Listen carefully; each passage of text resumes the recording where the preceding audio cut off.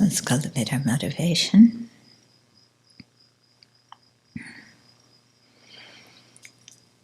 So conflict is natural because we have different opinions, or should I say different opinions are natural, but we don't have to make it into conflict. When there is conflict, sometimes the conflict is over a topic. Sometimes the conflict gets bumped up to a conflict over how the topic is being conveyed to us. In other words, the communication, the style of communication that's used. So it's quite interesting to watch our own mind, and if someone says something in one way, we're very open to the content of what they're saying. If they say it in another way, because we don't like the conflict, we don't like the communication style, then we reject the conflict, or the content of what they're saying, as well as the communication style. So it's good to be careful in these situations and separate the two, because we may need to develop fortitude with respect to how the person is communicating with us, but we may actually have something to learn, or we may actually agree with the topic that the person is communicating to us. Okay, so to be careful with that. And similarly, when we're trying to get something across to somebody else, to be aware of how we say it. Because if we say it in one way, the other person can understand easily. If we say it in another way, they may be so put off by the way we communicate that they can't even hear the topic we're communicating about. So it goes both ways. It's so good to be aware of these things and see what it is exactly that we may be upset about, and try and cultivate fortitude regarding that, as well as some compassion for the other person who may be in distress, and so the way they're communicating is not so effective.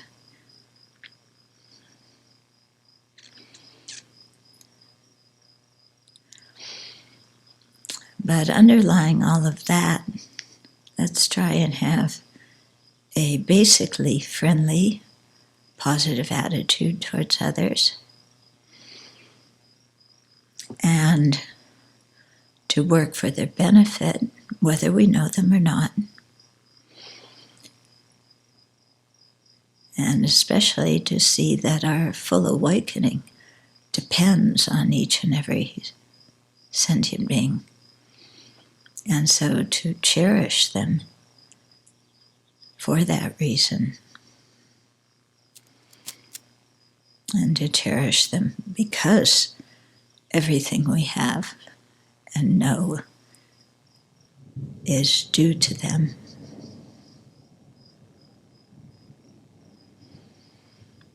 So with that, let's have the long-term aspiration for full awakening as we strive to communicate over the content of the debate book in communication styles that will work effectively.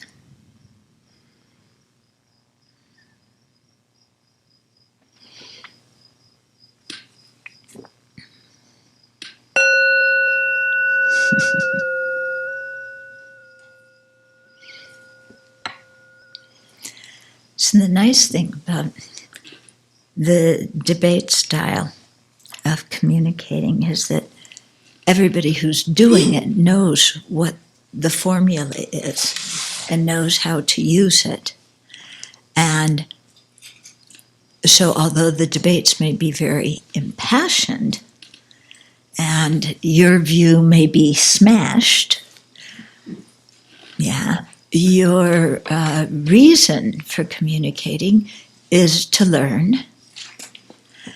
And so if you lose the debate, it doesn't harm your ego. You don't feel like, oh, somebody else got the better of me and they're putting me down and blah, blah, blah. Because you've learned this style of communication. You know the rules of it. You know the purpose of it is to learn and grow, not just to win the debate. And so that makes it much easier, if what you're saying doesn't make sense and somebody calls you on it, because you know the debate format and you're following that, and you know that if, the reason isn't established and if you know there's no pervasion, then you know your argument is wrong. And somebody points that out and you don't take it as, oh, they're criticizing me and da-da-da-da-da. Because everybody knows this formula and is using the formula. Are you getting what I'm saying? Yeah? Okay, and everybody's been schooled in like what the motivation for doing this is. Okay? In our regular communication with people, we don't have that structure. We don't have that formula. So it's much easier for us to, our ego to get, piqued. Anyway, we get mad. Yeah. And so what I was trying to say, I want to make sure that's clear, is that sometimes, in our ordinary communication, we start talking about a certain topic. And the conflict is, I think that the spatula should be here and you think the spatula should be there. But then the way you say to me that the spatula should be here, I don't like that way when people talk to me that way. Yeah, you're using a tone of voice and language that is putting me down. Or you're interrupting me and you're not listening. Or you're projecting things on me. Like, you don't know anything about spatulas. Yeah. And if you were smart and you knew something about spatulas, you know that it would be better to put it here. But you are illiterate about spatulas. I am an expert about spatulas. So you should listen to me. How many of us like when other people talk to us that way? No. Do we ever talk to other people that way? Yes. Do they not like it? No, they don't like it. Do we ever think that maybe it has to do with our way of communicating? No. It's because they're stupid. But when they communicate with us that way, and we're upset, it's not because we're stupid. It's because they're very bad at communicating. So you see, we don't have a formula where everybody's treated equally. Yeah? And so that's why sometimes the conflict starts out about where to put the spatula, but very quickly it escalates to how you treat me as a person. And the spatula is long gone. We don't really care about the spatula. What I care is that you should treat me with respect, and you shouldn't impute motivations on me, and you should say please and thank you, and you should, and you should, and you should. Okay, and of course the other person's saying the same thing about us. Yeah. spatula, who cares? But our problem is we usually think that the conflict is still about the spatula, but it's not. It's about how we're talking to each other.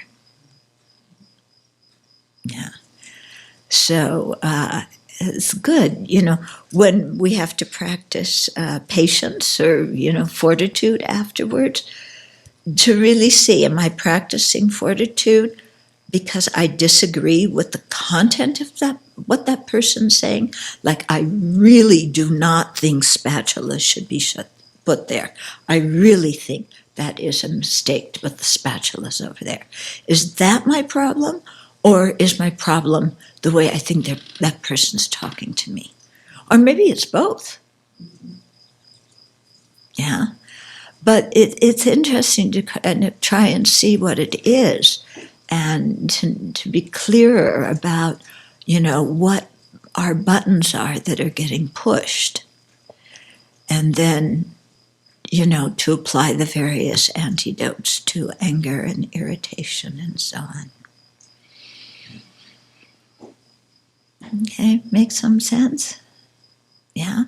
And to really use the teachings from last week when we were talking about the 6 ways, the bucket, and the 6 ways sentient beings are stuck in samsara, to really reflect on those in terms of somebody that you're irritated or mad at, then you see, wow, this person is... Yeah, they're just some sentient being wanting happiness, not wanting suffering, overwhelmed by afflictions and karma, getting born again and again and again in samsara, getting banged around as the bucket goes up and down, as they go from one realm to the other. Yeah. So do I really need to get mad at somebody who's in that situation? They're in a pretty bad situation. Why should I kind of beat them up some more when samsara is already beating them up? Mm-hmm. Okay, so we're back at our biology lesson about scorpions and ticks and spiders and arachnids. I wonder what made him choose that. Okay, so where we were at, here is a parallel example from Collected Topics tradition. Okay, so did people understand? Did you do a review session from last week at all? Okay. Retreat. Oh, that's right. Yeah. Mm-hmm. And then you so nobody's reviewed what they learned last. No, not true. No, we just didn't have a formal review session. Okay. But what he's saying here, he's actually going over what we learned before, except saying it in more confusing language. At least in my opinion, he's saying it in more confusing language. But it's the same stuff that we learned before. Okay? And that is,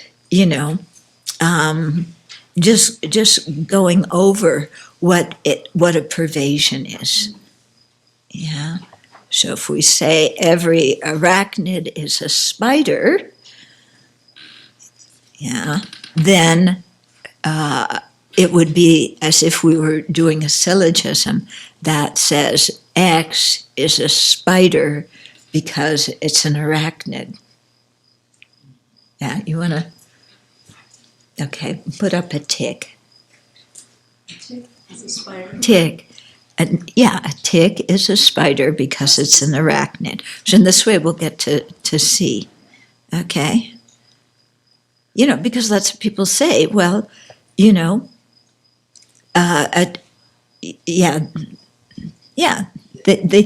don't differentiate between ticks and spiders. If you haven't taken the debate course, you don't know, the different, that ticks have 6 legs and spiders. Arachnids have 8, so that means that ticks have 8. And spiders have 8. Scorpions. And scorpions have 8. Yeah, so they're all arachnids, but they aren't all spiders because their torso, is it? I found some differences. Okay, please educate us about ticks and spiders. We have lots of them around. I take them out of my cabin every day almost. Okay, well, they are similar. Like from the ticks, they possess the 8 legs. They both have 2 body segments. They both start with eggs from which hatch miniature versions of themselves and grow in size. Where they differ is that spiders have a pair of fangs that they use to inject venom, where scorpions lack fangs but have stingers. Scorpions have pairs of pinchers, which are modified pedipalps. Spiders lack them. And scorpions lack spinnerets, and spiders can produce silk. So that's there. So Okay. the way that they kill their prey is different. How they And one what has about one. ticks? I did not look at ticks. I was just looking at scorpions and spiders. Oh, we have so many ticks, and she ignored the ticks. They've been extremely ravenous this year. I guess I have an aversion to them.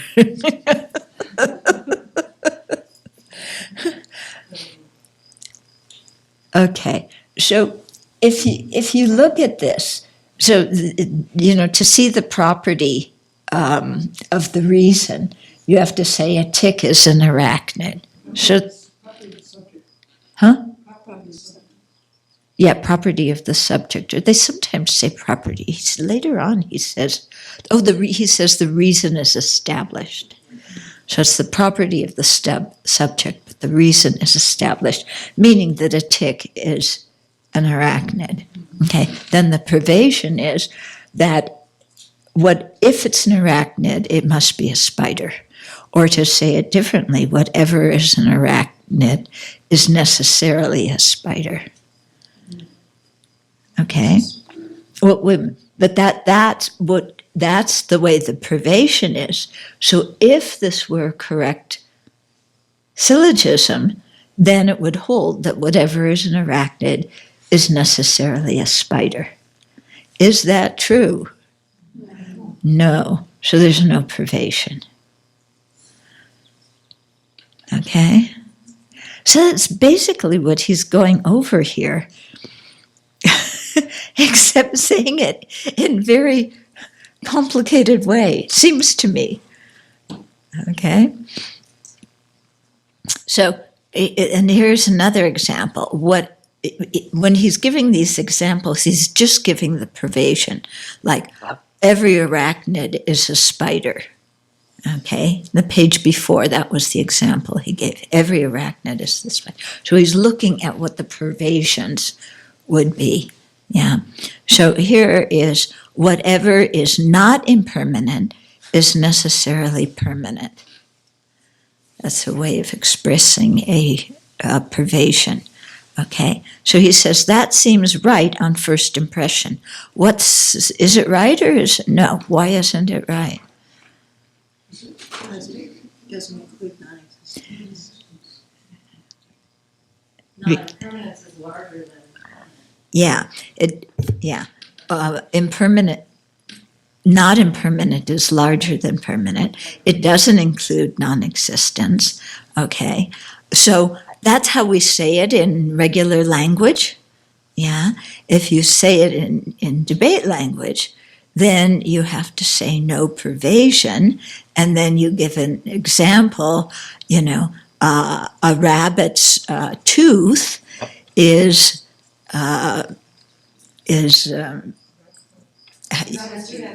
What? rabbits do have teeth. Oh, a rabbit. Yeah, rabbit's horn, rabbit's tooth. Oh, I was thinking rabbits were non-existent. I got so tired of rabbit's horn. I just said something. Okay. How about the rabbit's, huh? Wings. Okay, the rabbit's wings. Okay, so the rabbit's wings are permanent because they are not impermanent. Okay, That's, yeah. But we're saying, whatever is not impermanent is not necessarily permanent. For example, the rabbit's wings. Okay. So, to this statement, you can fling the consequence. Then, according to what you say, it would follow that the subject, the wing of a rabbit, would be permanent because of not being impermanent. Okay. So when you had the first privation, whatever is impermanent is necessarily permanent. Whatever is not impermanent is necessarily permanent. Okay. Then when you are flinging the consequence, you think of an example, the rabbit's wings, and then you take what the reason is, and you say it would follow that the wings of the rabbit would be permanent. So you take what was the reason in the syllogism, and you make that the predicate of your consequence, and then the predicate of the syllogism becomes the reason in the consequence. So according to what you say, the wings of a rabbit would be permanent because of not being impermanent. Okay. And somebody would go, huh? It's true, they aren't, they're not impermanent, but that doesn't make them permanent.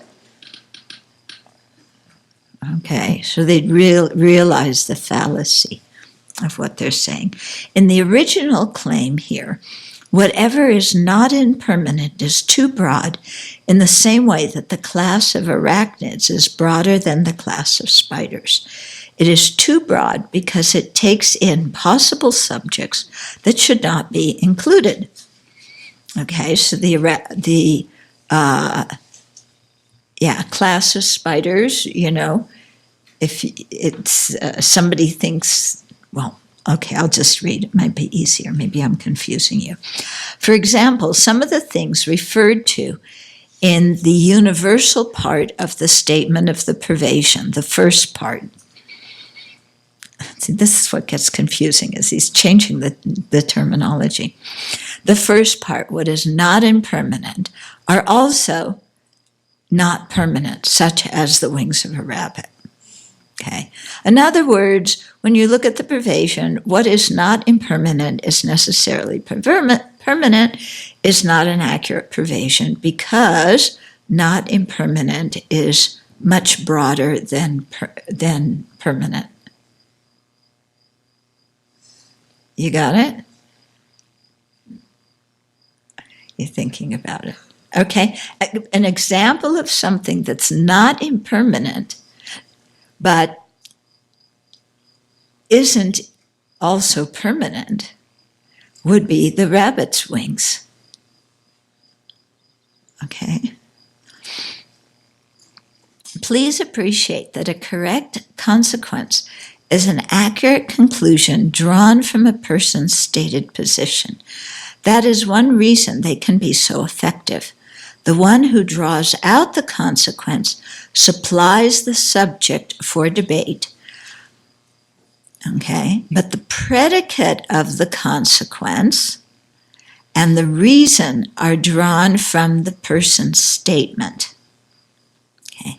In the usual way of expressing a privation, the first phenomena mentioned is the one that is governed universally. That is, the statement says something about each and every P phenomena, so that becomes the reason of the consequence, the one that is pervaded. All he's saying with all that gobbledygook, okay, is when you look at the syllogism, the part that is the reason should be smaller than or equal to whatever is the predicate. Okay, so in here the reason is, what's the reason in this one?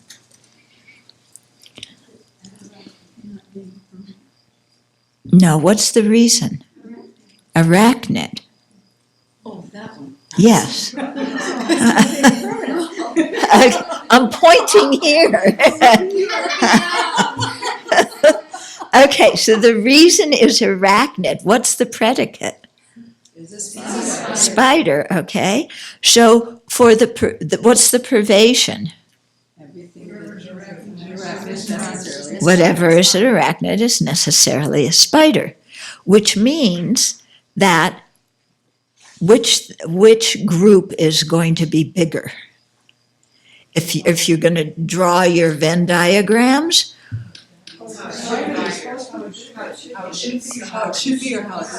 how it should be.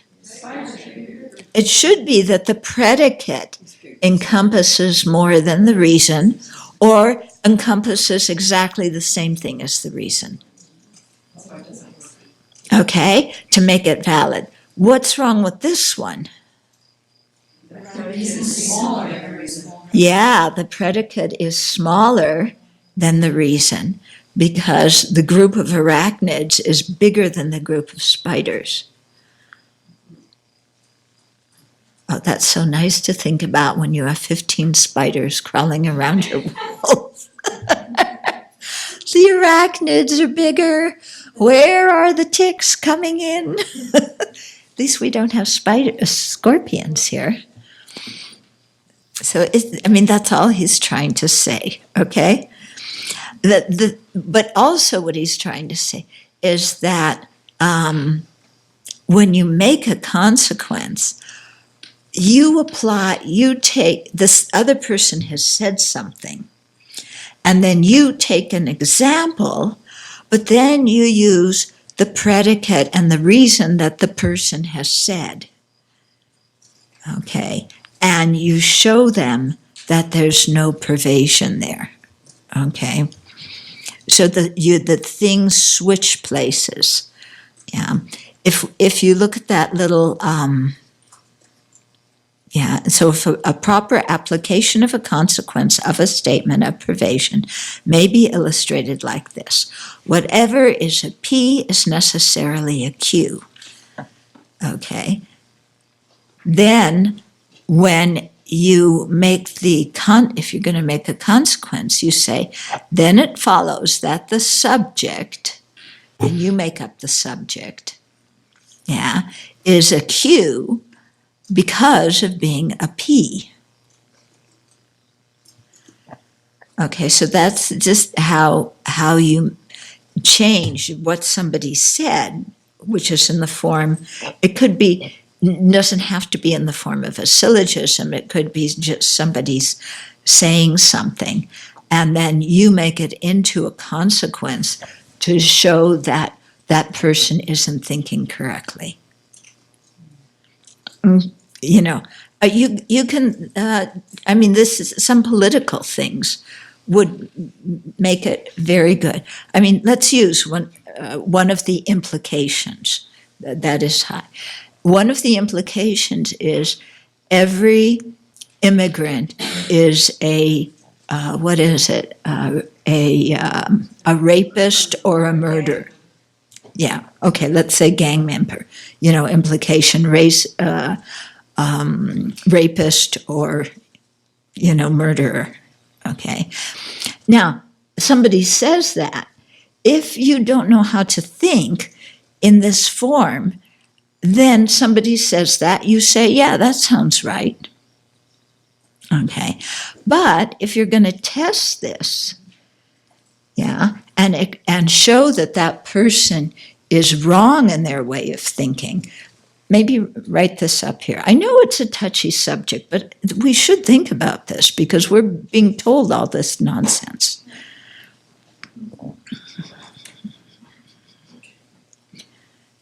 Okay, so a person says, I won't say who, somebody says, or somebody is implying, every immigrant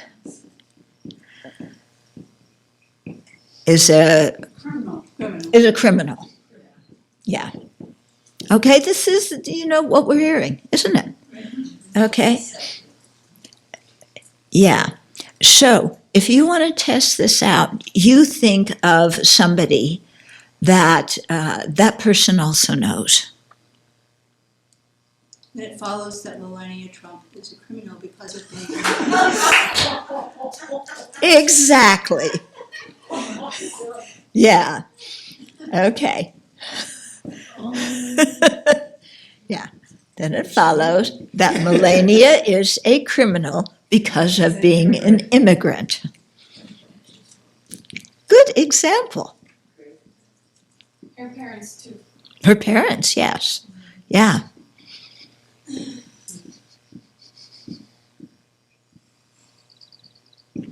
Okay. So if you look at what happened, okay, every immigrant is a criminal. Somebody says that. Then we're going to throw a consequence. So we think of the example, Melania, okay? Then you take the reason, which is criminal, you make that into the predicate, and then you take the first thing the person said, the immigrant, yeah, and you make that into the reason. Okay. Yeah. And then you throw that at the person, and you're giving an example, and then what's he going to say? Almost every.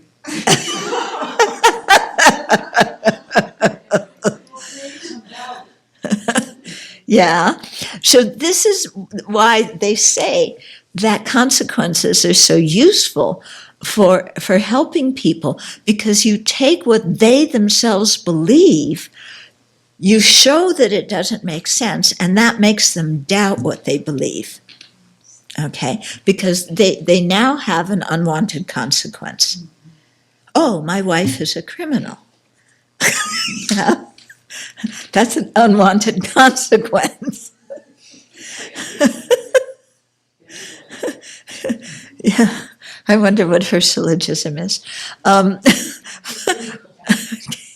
But, okay, so then you check it and see what you're saying is based on what that person asserted. So when you throw a consequence, it forces them, it's confronting them with the opposite of what they believe. And then that makes them see that what they're stating is erroneous. But the subject has to be known by both parties. Yeah, it has to be something, otherwise, if you, yeah, if you say, Joe Schmo is a criminal because of being an immigrant, that person, what's a Joe Schmo? Yeah, so they have to know what it is. Yeah, you can't say a Joe Schmo because of, that doesn't mean anything to the person. Okay? Yeah. So this can be rather useful, for also checking what we believe. Yeah, and the kind of statements we make to see if they make sense or not. Okay? I wouldn't use this at a Thanksgiving dinner, even though it makes a lot of sense. Yeah, at a Thanksgiving dinner, if you have a relative who is completely, going on the theme, the pervasion that every immigrant is a criminal, as if they aren't in a receptive mood, your consequence may be true in general, it may be true for you, but it's not a true consequence for them because they are not receptive to it. Okay, so you kind of have to suss out who is receptive to hearing what. And he explains this a little bit later, that it's not just that the syllogism or consequence, that all the parts are in the proper place and said correctly, but it has to be said to a person who is interested and wants to know this, okay, and is receptive to knowing this, Okay? Otherwise, it's inflammatory. Yeah, otherwise it could be inflammatory. And from a Buddhist viewpoint, it's not considered an accurate syllogism or an accurate consequence because you're not communicating it to the right kind of person. Okay, so this is an element that is different than in Western way of thinking, because we think, okay, if that argument makes sense, then everybody who reads it should understand it and change their view. Yeah, and if they don't, that's because they're stupid. But from a Buddhist viewpoint, for the argument to be considered a correct syllogism or consequence, it has to be said to somebody who is open to hearing it and capable of understanding it and wants to know that. Okay, so it's being a correct syllogism involves who you're saying it to. It's not just the form of the syllogism that you're spouting to empty space. Okay, so it's really emphasizing the point of learning how to communicate. That brings to mind for me is what we learned when we studied Precious Garland about the truth had to be true and beneficial. Mm-hmm. It seems like it somewhat ties in here. Yeah, it has to be. Yeah, it's not just the truth or the correct syllogism in some isolated bubble. It's in relationship to human beings. This makes me think around how we're trying to communicate with various bodies are about the smelter and the consequences of it being built, and whether these are actually valid consequences for people if they have no interest in wanting to hear the consequences because they have other interests. Yes. Yeah, it's very true. Yeah. You can present all the evidence you want, and it goes in one ear and out the other. Mm-hmm. Especially when the style of communication rules the content. Right. So then.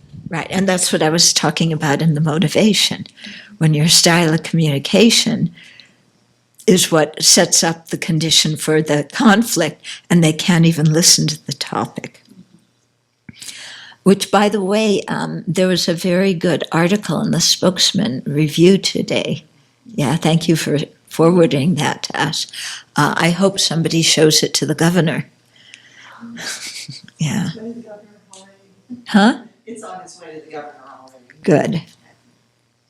Yeah, it was written very nicely, very respectfully, and clearly, yeah.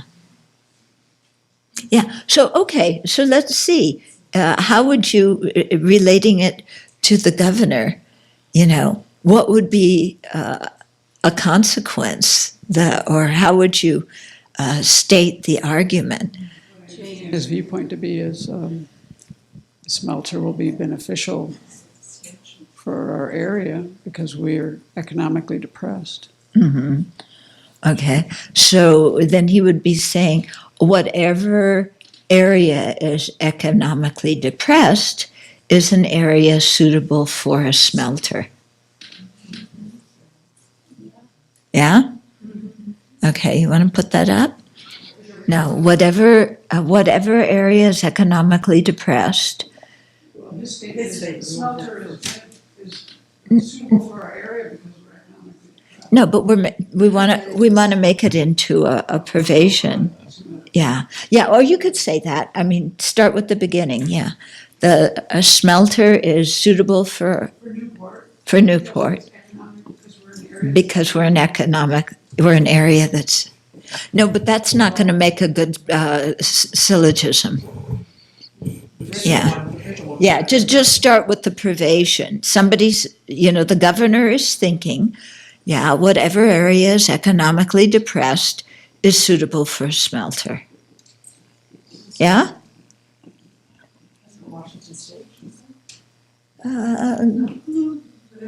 Yeah.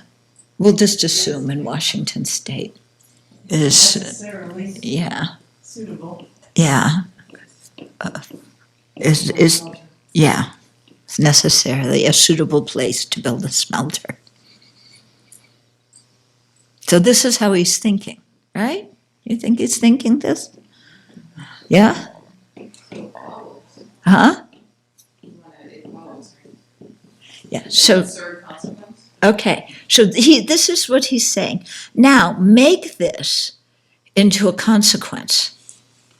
So it follows that the subject, Antarctica, is a suitable place to build a smelter because it is economically depressed. Excellent, yeah. Yeah. Okay, now he may say, well, Antarctica, that's not in Washington State. Yeah.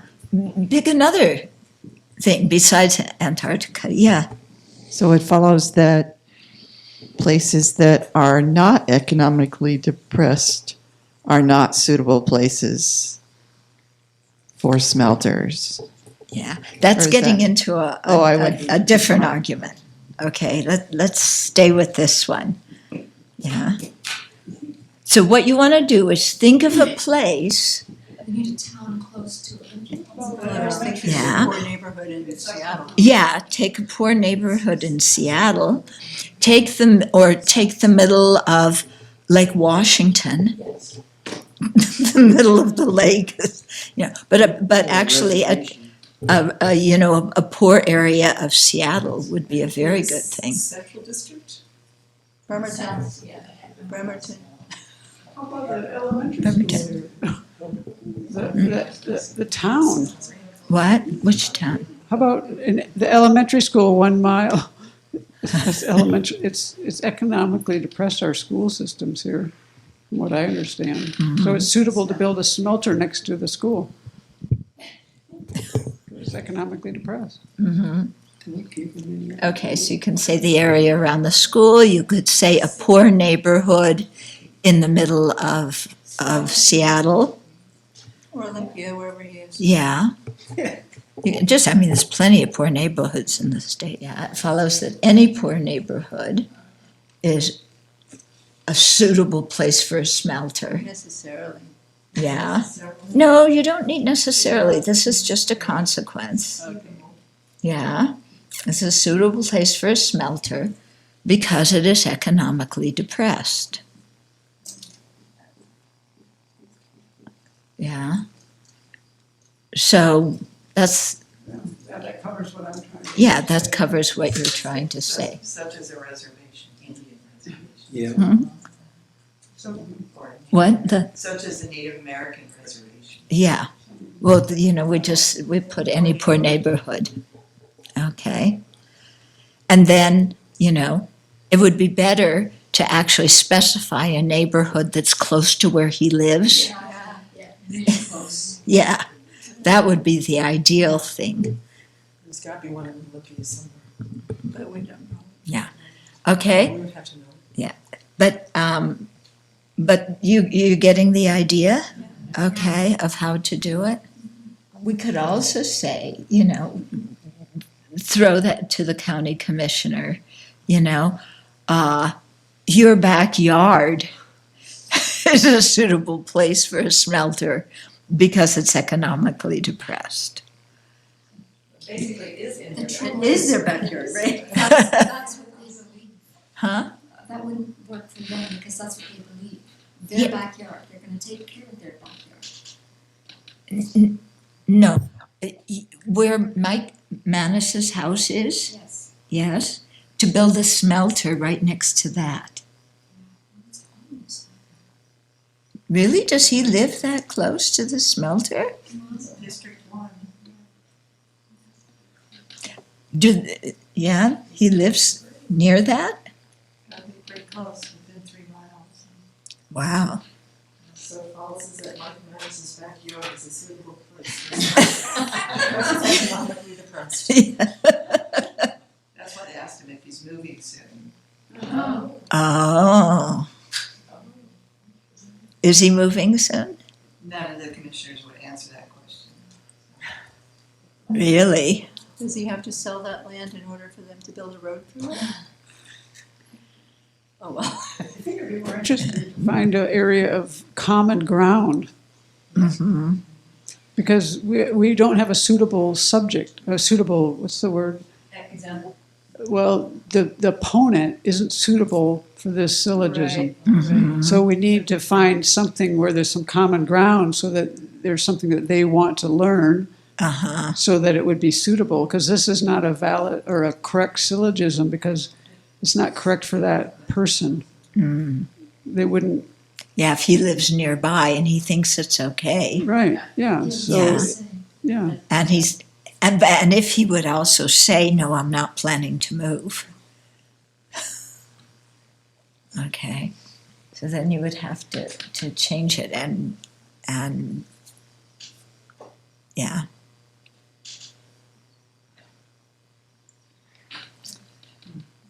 Okay. So it kind of shows us, we're going to go on. We're not going to hang on with this. But it's a good example because it shows us how detailed you have to get in order to make sure that it's a consequence that's suitable for that person. Okay. It might be easier to make something with Inslee, because he's running on a climate change thing. That's where I went. Yeah. I couldn't get a good syllogism. So if you could put it together, a consequence for Inslee. Or actually find one of their actual statements. I mean, that's what you were saying Yeah. here. That's what I was like, wow, we could find a statement from the governor, and then that's something that he's bought into, and now we're going to try Yeah. to show the consequence in a way that he might be able to hear. Well, he says he's anti-coal. That's a quote. Yeah, that's true. Yeah. Yeah, he says he's anti-coal. He's running on a climate change platform. And then to show, building a smelter that uses coal in your own state, is, what we would have to say, is going to prevent climate change. Yeah, because something, you would have to do it something like that, or, somehow Wasn't it something about a coal-free state, Washington State by 2035? yeah, something like that. He wants it coal-free. Oh, that, Coal burning is bad for the environment.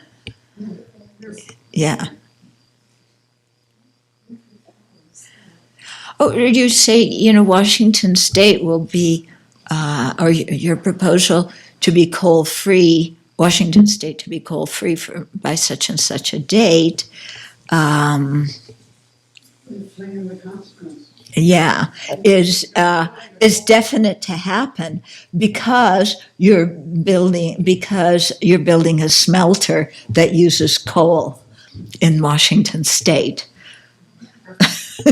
Yeah, something along that line. Uh-huh. He must assume, or he must have some belief that burning coal is bad for the environment if he's anti-coal. Yeah. So if you say the statement, coal burning is bad for the climate, then you could say the smelter is bad for the climate because it burns coal. It's going to burn coal. Yeah, that's a syllogism. We want to make It follows. but that- we want to make a consequence, presenting him with an unwanted result. Okay. No, you're say what you said again. Okay. burning coal is bad for the environment. Okay. Burning coal is bad for the environment. Burning coal is the subject.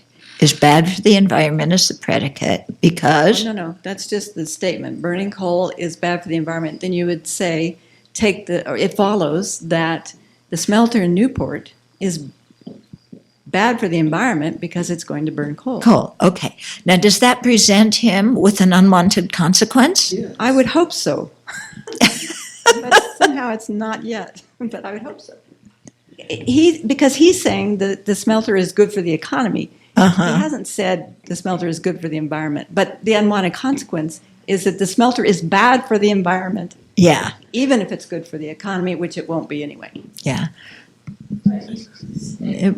No, but you would have to say that this is much more of a syllogism, I think, to prove to him. Here's something that he says on his website, ending fossil fuel giveaways. We will end billions in fossil fuel subsidies and handouts and hold polluters accountable for the health impacts and environmental harm in American communities. Okay. That means transitioning off fossil fuels while protecting workers and diversifying the local economies that depend on them today. Yeah. Yeah. So then you could say building the smelter in Newport is good for the environment because it is doing all this stuff. Yeah. Yeah. And then he's going to go, no, you know. Or you might have to say it more in terms of votes. That might speak to him more, or his election possibilities. Yeah. Too small. Yeah. Like you are sure to get elected because you speak without any hypocrisy. Yeah, he'll agree with that. That's not a suitable consequence for him. Yeah. Some of the things that they said in that book, that it was going to be subsidized, it was going to, Yeah. Well, all those things. Yeah. The consequence would be when you say Washington State will be coal-free in 2023, it follows that the smelter who burns coal need to shut down in 2023. What? It needs to shut down in 2023. Oh, yeah. No, but that's also a syllogism. Yeah. You're also making a syllogism. Then it follows that in 2003, you have the coal burning smelter will be shut down. down. Yeah. But see, the thing with the syllogism is, you know, if okay, write down what she said. Okay. say it again. The statement is Washington State will be coal-free in 2023. The consequence. That you have, okay, Coal. coal-free. Coal free. Say it on the microphone.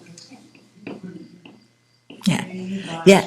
Washington State will be coal-free by 2023. Okay, so Washington State is the subject. It follows Yeah. that the smelter, The subject. the subject, the smelter, Yeah. who burns coal,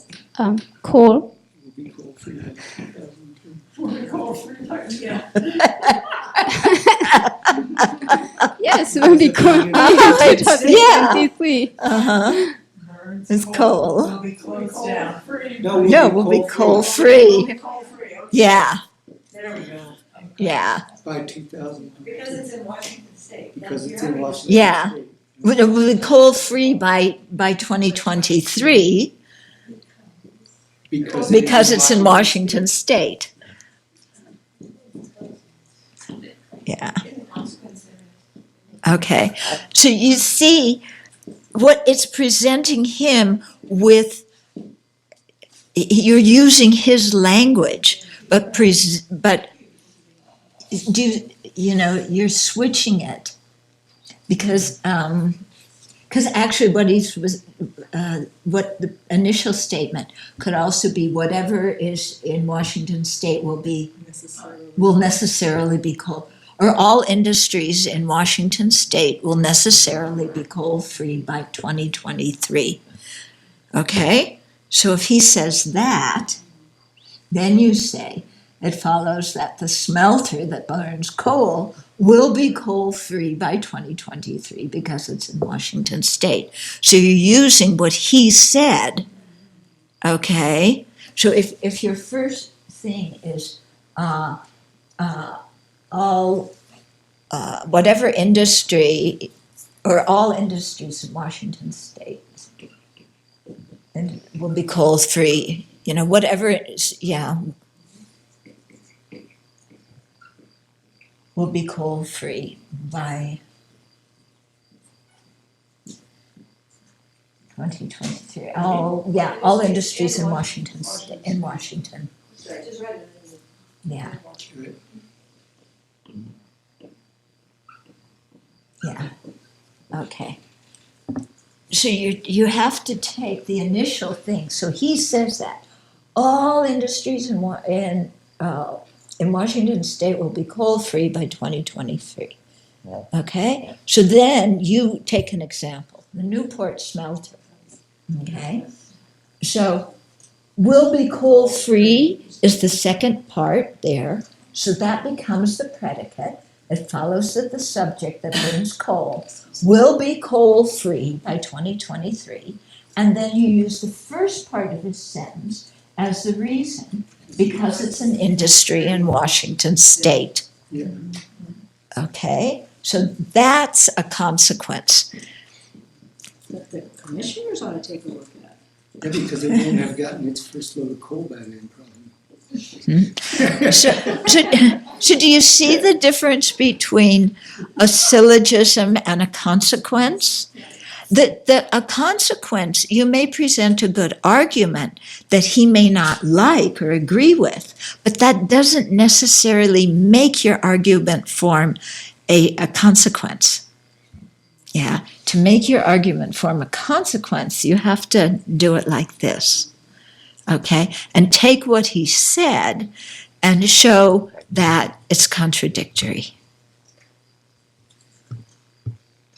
Okay, so this is a good one. It follows the subject, the smelter that burns coal in Newport. Yeah, we got to be specific. Will be coal free by 2023 because it's an industry in Washington State. And he said that all industry in Washington State will be coal free by 2023. So that applies to the smelter. Yeah, very good. Put these on postcards and send hundreds of them to. Yes, our logic class, our debate class said. Okay. Okay, so it took us a long time to come up with this. In one way, it's much easier if we just say functioning phenomena and, ticks and arachnids.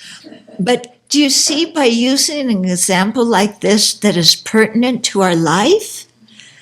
Yeah, it gives us, we have to refine our way of thinking much more and pay much more attention. Yeah. Okay, than just using the formula and putting different things in.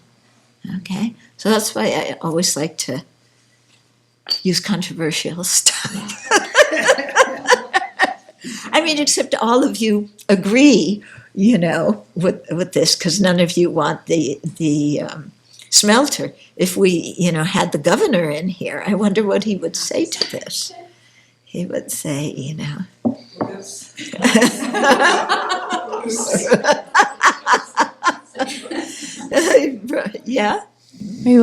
He probably would say that we will grandfather in industries that have an impact on the environment because the smelter produces solar panels or help produce solar panels, which then have a positive impact on the environment, and for that reason we're going to accept them from this rule.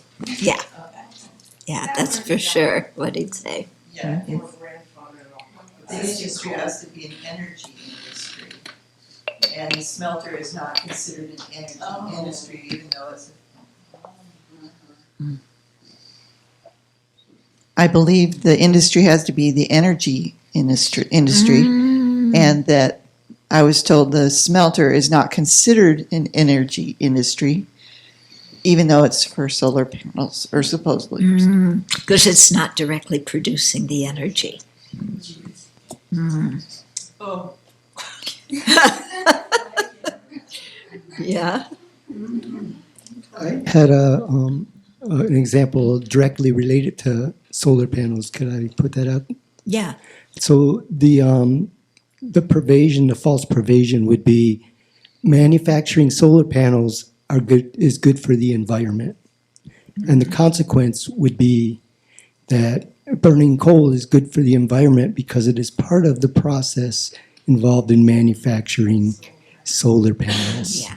That's, getting, you would have to I'm first, still moving the pieces. yeah, but you would have to show how coal is involved in, you have to show how coal's bad for the environment, then you have to show that coal's involved in manufacturing silicon, and then you have to show that silicon's so if you know a lot of things, that argument may work.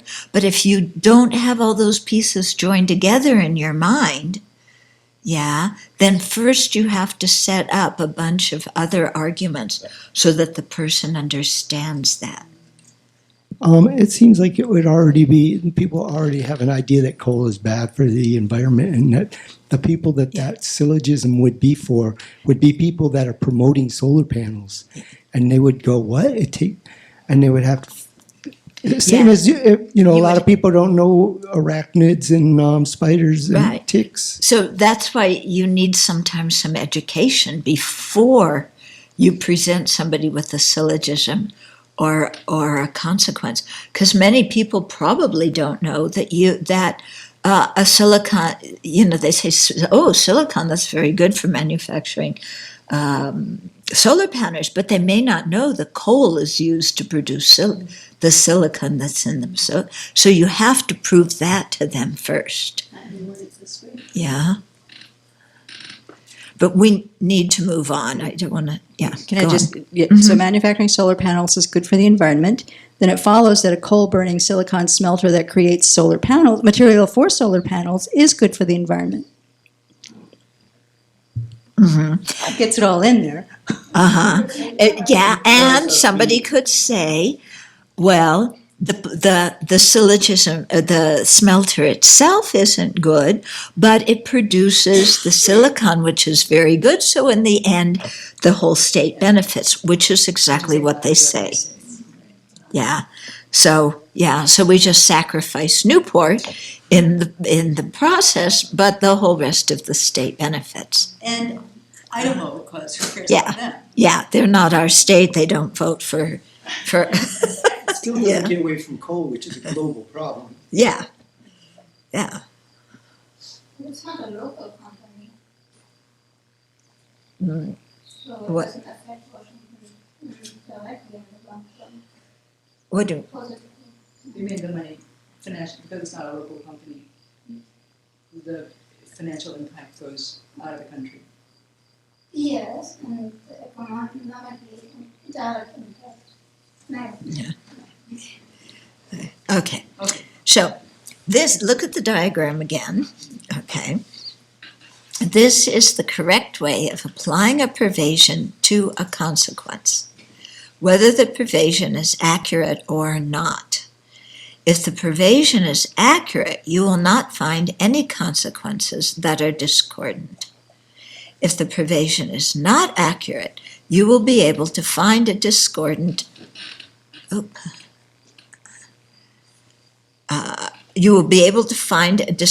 example for the subject. So in the one there, we found a discordant example for the subject. Okay? In order to create an effective consequence for any sort of statement of pervasion, you have to find an example of something that definitely has the quality of the universal part of the statement of pervasion. See, he brings in this term like universal part. What's he talking about? It means that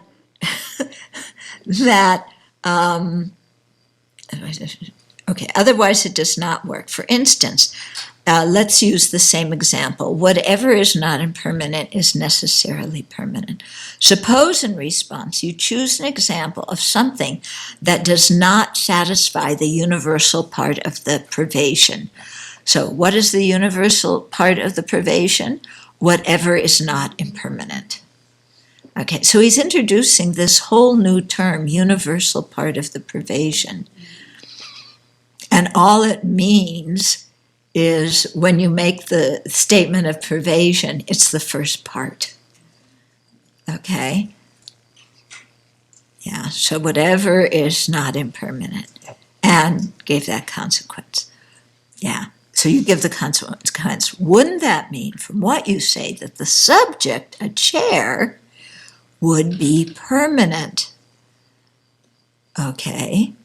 And to this, the person defending the original claim might say, what? What do you mean? Why would a chair be permanent? To which you would have to respond, because of not being impermanent.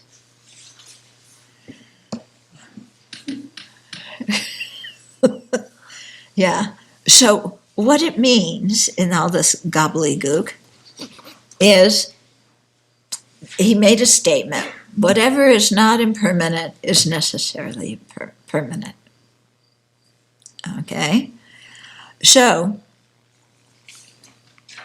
you choose an example of something that is not the first part of the privation, whatever is not impermanent. But he uses the subject, a chair, but it, yeah, it's a chair is not it's a wrong example because it's not going to prove anything to anybody. Okay, so you would have to use your rabbit's wings. Okay, because if you give a wrong example, then the person says, well, to this, the person defending the original claim would say, what do you mean? Why would a chair be permanent? And then you say, you would have to say because of not being impermanent. And then somebody would say, but that's just wrong. Of course, chairs are impermanent or they wouldn't sell so many every year. Okay? So when you make an example, it has to be something that fits. That's what he's saying. Okay? So the first essential, whether you are trying to verify, test, confirm, or defeat a statement of privation, is to find examples that definitely have the quality of the universal part of the statement. In other words, find an example that definitely has the quality of the first part of the statement of privation. So the statement of the privation is worded, whatever is P, whatever is P is necessarily Q. Okay? Or it is worded, if it is P, it is necessarily Q. There's two different ways of wording it. Okay? So you would have to find in that an example of something that is P. So products and, no, wait a minute. Where are we? No, my thing skips. Okay, so the first essential, whether you're trying to verify, test, confirm, or defeat a statement of privation, is to find examples that definitely have the quality of the first part of the statement of privation. Otherwise, the examples will simply not be effective. Remember that in a valid syllogism, and consequences do not abide by the same rule as syllogisms. This is important. That in a valid syllogism, the range or extent of the quality of the reason, okay, you know what the reason is in a syllogism. It's the last part, okay. The range or extent, how big that the group that fits the reason is, must be either less than or equal to the range of the quality of the predicate to be proven. So the predicate to be proven is the second part in your so Here he's talking about syllogisms. Okay. Yeah. In turn, the reason that it must be so for a valid syllogism is because a true statement of privation. Sorry, I just get lost when this thing skips. In turn, the reason it must be so for a valid syllogism is because a true statement of privation, one that is accurate, concordant with nature, and factual, is such that the extent of the universal stated in the first part of the privation, which would become the reason, must be equal to or smaller than the.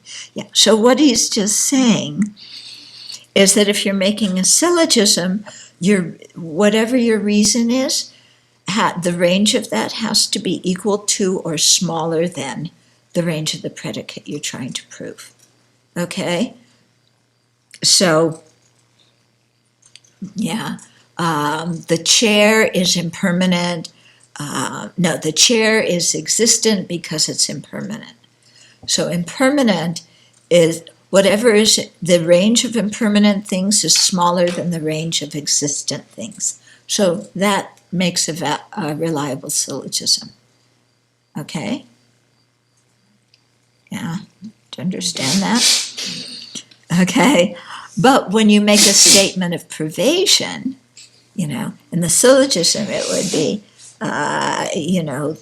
what did I say? The chair is an existent because of being permanent. Impermanent. Thank you. Then your privation would be whatever is impermanent is necessarily existent. Yeah? If you're proving your syllogism. That's your statement of privation. He just calls that the universal part of the statement of privation.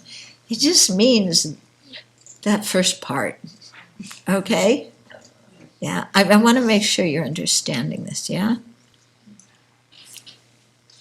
I'm getting it. It's just weird to go from, as you said earlier, from one way he described it before to this new way. It's kind of Yeah. a bit confusing. Yeah. So just use the way you learned before. Okay? Which is, if it's the reason, it necessarily has to be the predicate. That's to have a valid thing.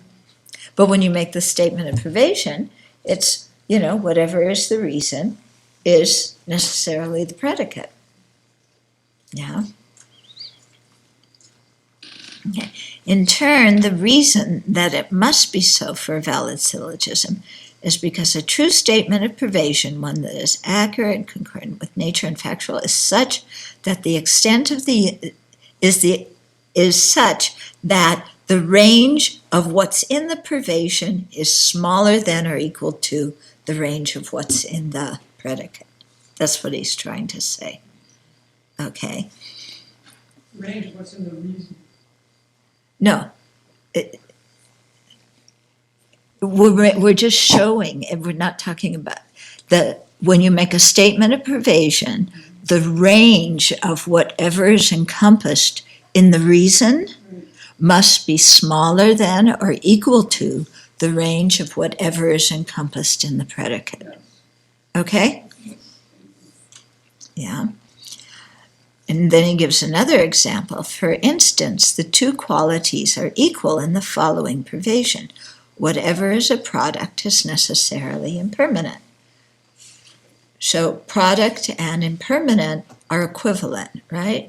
Whatever is a product is impermanent. Whatever is impermanent is a product. Okay? So if you say, the chair is a product because of being impermanent. No, the chair is impermanent because of being a product. Okay, then your privation would be whatever is a product is necessarily impermanent.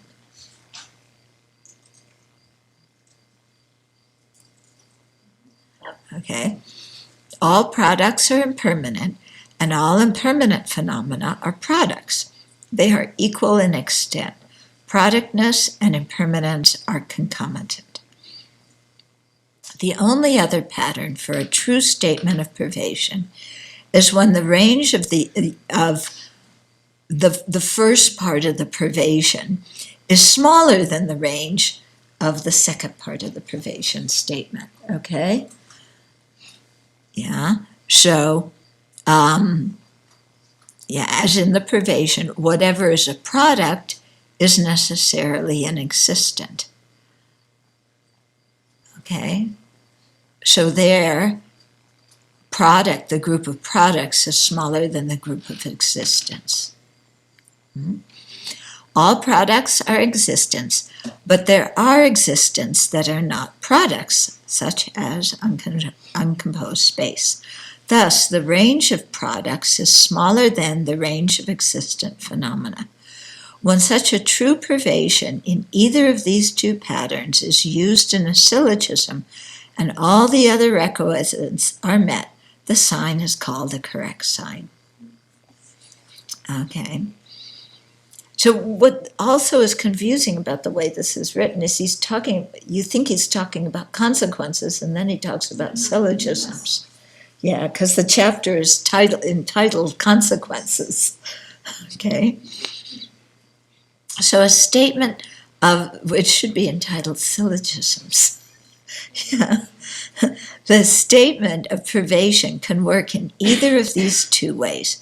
However, there are three ways left over in which the two phenomena in a statement of privation can align, and in all three of these cases, the statements will be false. Okay? So, one example is the range of the quality in the first part of the statement. Why don't we write up so we have an example in here? Okay, so why don't we just put up whatever is a product is necessarily inexistent.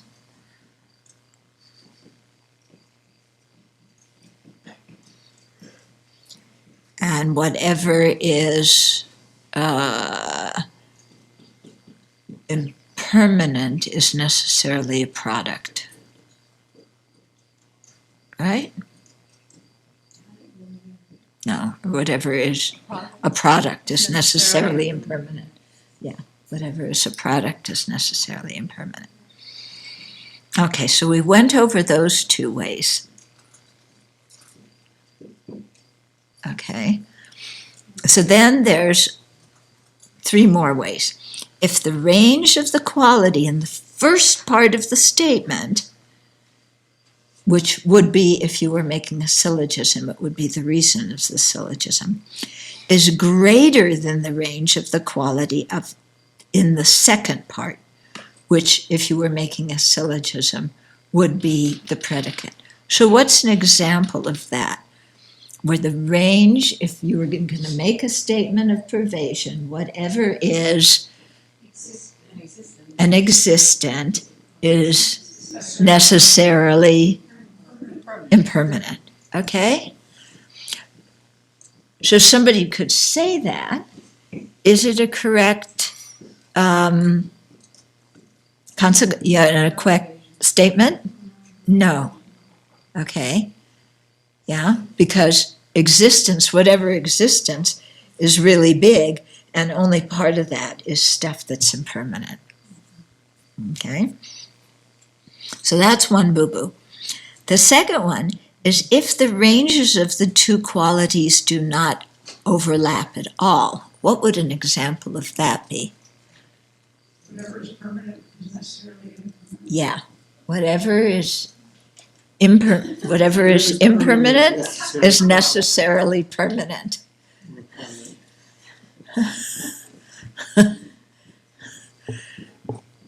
Okay. Cat is necessarily a dog. Right, yeah. Uh-huh.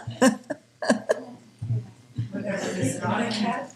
Yeah. No, whatever is a cat is necessarily a dog. So what's the relationship between these two things? Mutually exclusive. They're mutually exclusive, so they don't relate at all. Okay, so just put MX. Okay, so that's the second boo-boo. The third boo-boo is if the ranges of the two qualities overlap, but neither is wholly inside the other. Yeah, so there's going to be four possibilities. So what's an example of that? Whatever is a fruit is an edible. Whatever is a fruit is an edible. No. No? No, because you want something where the two circles Well, there's fruits that are overlap. edibles and there's fruits that aren't. And there's edibles that are Oh, fruits and I there's see. edibles that are not fruits. Oh, okay, so whatever is a fruit Is an edible. is an edible. Okay. Huh? There's poisonous berries and such. Those are fruits. Yeah. Yeah, a biological fruit. Singapore, it's an edible. Okay, yeah, so that's good. So whatever is a fruit is edible. Is an edible. Is edible, yeah. But in there, you know, if you were to draw it, the range of fruits, the range of edibles, they would have one area in the middle where they cross, but there would be fruits that aren't edible and edibles that aren't fruits. Okay? So let's just do, what are the four? What's both a fruit and an edible? Apple. What is an edible but not a fruit? Bread. Whatever is a fruit but not an edible. Baneberry. Okay, I'll take your word for it. I don't know what. And what is what?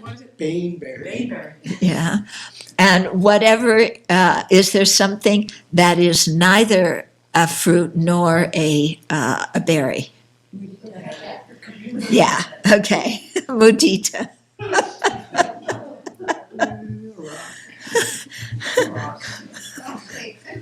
Yeah, for whom?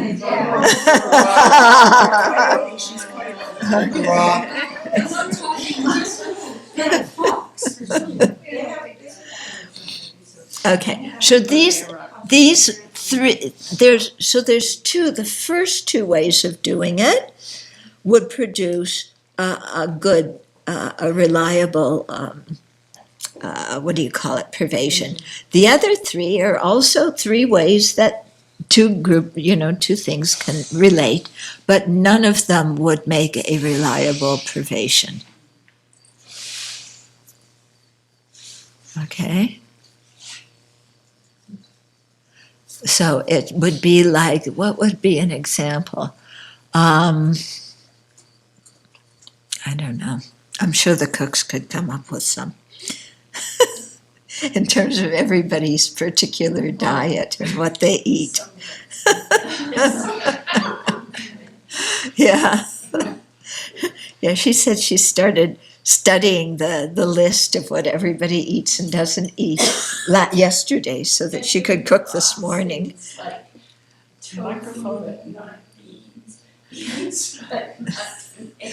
Yeah. Uh-huh. Yeah, so you can apply all these things to it, you know? Whatever is made with barley is gluten-free. Mm. That's the second of the false ones. But we okay, you know what a good one? Whatever chocolate eats edible, yes she does, or whatever better, yes she does.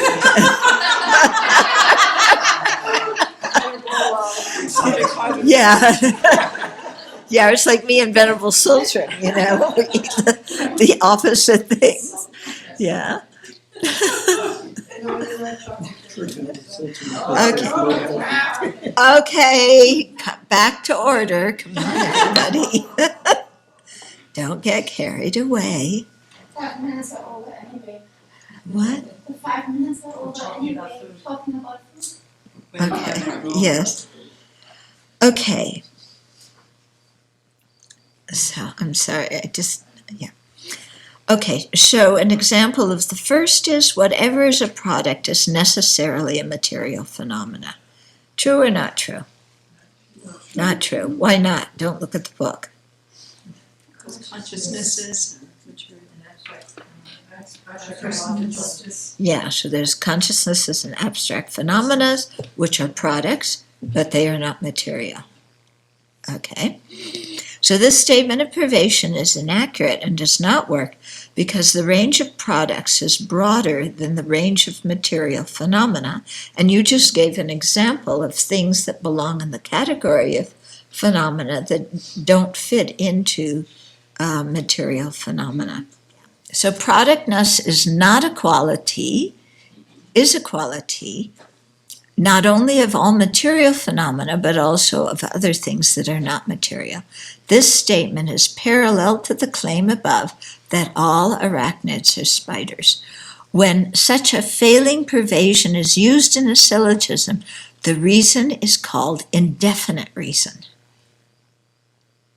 Okay? So that's when the range of the reason is broader than the range of the predicate. That's an indefinite reason. The second type of false statement of pervasion is one in which the two qualities don't overlap at all. For instance, one might say whatever is a product is necessarily permanent. Products and permanent phenomena are mutually exclusive, so the pervasion will not work either way. It is easy to give a counterexample to such a false statement of pervasion. For instance, in response to the statement above, one could say, then it would follow that the subject, a chair, is permanent because of being a product. Okay, so that's not going to work. So in fact, we do not find anything produced by causes and conditions that is permanent. Permanent. Another way to attack this backward statement of pervasion is to link the two qualities to other things that are clearly contradictory. For instance, you might say, no, that can't be right. All products are momentary, and no permanent phenomena are momentary. Okay, so that way you're linking the two things to other qualities that are clearly contradictory. Okay, that is to say, whatever is a product is necessarily momentary, but whatever is a permanent phenomena is necessarily not momentary. When such a false pervasion is used in a syllogism, the sign is called a contradictory reason, and the failed pervasions are called perverse. Okay, or wrong, erroneous. Okay. The third and final alignment of a false pervasion is when the range of the quality in the first part of the statement, which would be applied as the reason in a syllogism or consequence. No, well, let's just say the reason in the syllogism. And the range of the quality in the second part, which would be applied as the predicate to be proven, or the point of clarification in a consequence, overlap, but neither is wholly included in the other. This alignment is in the following statement. Whatever is a wrong consciousness is necessarily a mental consciousness. Okay, so this is like whatever is a fruit is necessarily edible. Okay, so of course some wrong consciousnesses are mental consciousnesses and some are not. And some mental consciousnesses are wrong and some are not. So this statement is false. When such a false pervasion is used in a syllogism, the sign is called an indefinite reason. You've done Tariq. Are there two different examples that are both called indefinite reasons? There's lots of different examples. Okay, so it can apply to many, many just kind of things. If I can remember correctly, but I'm not sure. But yeah, it's just like there's no pervasion. The sign isn't necessarily pervaded by the predicate, but it's also not necessarily not pervaded by the predicate. Mm-hmm. So that would be the last one here. Yeah, but see, he used indefinite reason to refer to both the first and the fourth, the first and the third of wrong reasons. Yeah. Whatever the product is. Yeah. Okay, so the first one is if the range and the quality of the first part of the statement is greater than the range of the quality in the second part. Yeah, he says that's an indefinite reason. And then he also says an indefinite reason is if the ranges of the two qualities overlap, but neither is wholly inside the other. So he gives two different examples for that term indefinite reason. And so that's okay. I think so, I'll check. Okay. Because the middle one isn't called an indefinite reason. It's called a contradictory reason. It's definitely contradictory. Yeah. So I was just wondering, if calling the first and the third the same name is correct. Earlier, you clarified the difference between a consequence and a syllogism. Could you say that again? Is a syllogism is you're trying to prove something to someone. A consequence is taking what somebody believes and showing that it's illogical. They follow the same equation, pretty much. Well, you have three parts to each. And what we're learning how to do is see the relationship between how you would phrase something as a syllogism and how you would phrase something as a consequence. Mm-hmm. So the consequence takes the structure of a syllogism. Yeah. Okay. But you make it so that you're presenting the person with an unwanted result of what they're saying. Okay? And you're using the person's own belief to make that statement. Okay? So a syllogism is like me going and telling you, you should learn to cook Thai food because it tastes really good. Okay, something, I'm trying to prove something to you, okay? That's a wrong syllogism, but anyway, I'm trying to prove something to you. A consequence would be if you say all Thai food is delicious, and I say, take an example of, what's a Thai food you don't like? It's all delicious. It's all delicious. No, so there's one there's one spice they use that I don't like. I don't know what the name of it is, but During ice cream. What? During ice cream. Oh. It's not Thai food.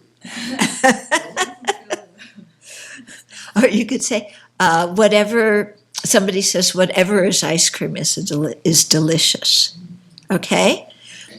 Whatever is ice cream is delicious. So then you say, durian ice cream must be delicious because it's ice cream. I accept. And I go, what are you talking about?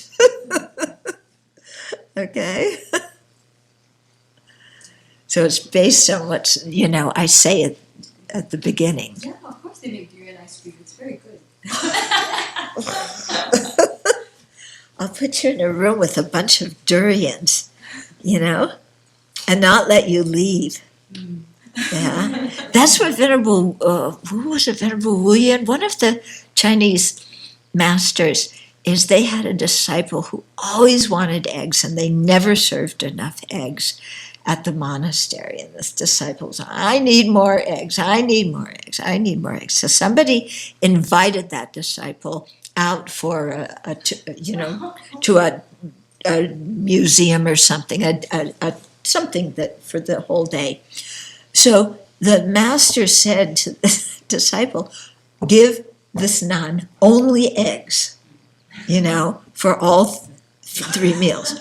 So she took her out to breakfast, so she had omelets, took her out to lunch, she had hard boiled, took her out to medicine meals, she had some other kind of eggs, took her out for tea time, she had, more eggs. Anyway, the nun came back and she didn't want to see an egg again. Okay? So it was very skillful on the part of the master to show her that there's no happiness to be found in eggs. So an indefinite reason is one in which the sign is a property of the subject, but whatever is the sign is neither necessarily the predicate, nor is it necessarily the opposite of the predicate. I have to write that down. Well, I can email it to you. But Okay, yeah, send it to all of us. Just means the first of the 3 modes, right? Yeah. it has the first mode, but it doesn't have a pervasion. It doesn't have the pervasion. So, for example, the thing we wrote on the board before, a tick, the subject, a tick is a spider because of being arachnid. Mm-hmm. So arachnid is the sign, and that is, it's neither necessarily the predicate, nor is it necessarily the opposite of the predicate. It's not necessarily, being an arachnid, it's not necessarily a spider, but it's also not necessarily the opposite of the predicate, not a spider. Okay. I think. So does that apply to both examples that he gave that he called indefinite? Well, that was the first one. No, First one is when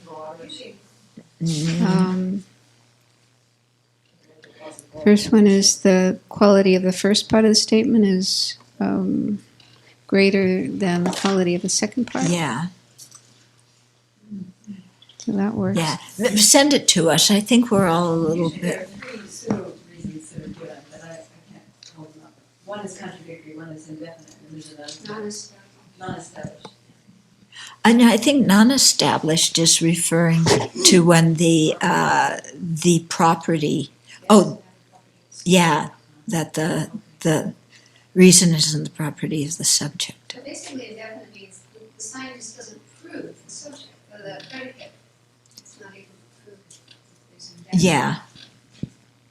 Okay. And send the definition, and then we'll look at both the first and the third and see if it fits both of them. But I can't think right now. I'm involved with arachnids. I saved an arachnid's life. Whenever I take the spiders out, I feel like I'm saving life because, my tree loves to play with spiders. How is she with ticks?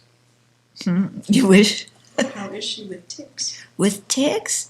I've only found one tick on her, and she didn't seem to even notice the tick was on her. It was all mixed up with her fur, so it didn't bite her. If we look at our 3 examples, it's pretty easy. Whatever is in existence is necessarily impermanent. Well, it's not necessarily impermanent, but it's not necessarily not impermanent either. Okay. So that's why it's indefinite. Then the second one, whatever is impermanent is necessarily permanent. Well, it's definitely not. That one is contradictory. Then you go to the third one, whatever is a fruit is inedible. Well, it's not necessarily inedible, but it's not necessarily not inedible. So it's not either way, it's indefinite either way. It doesn't verify that it's not contradictory, but it doesn't necessarily make it so. Okay. Okay. Good. Thank you. Remember that.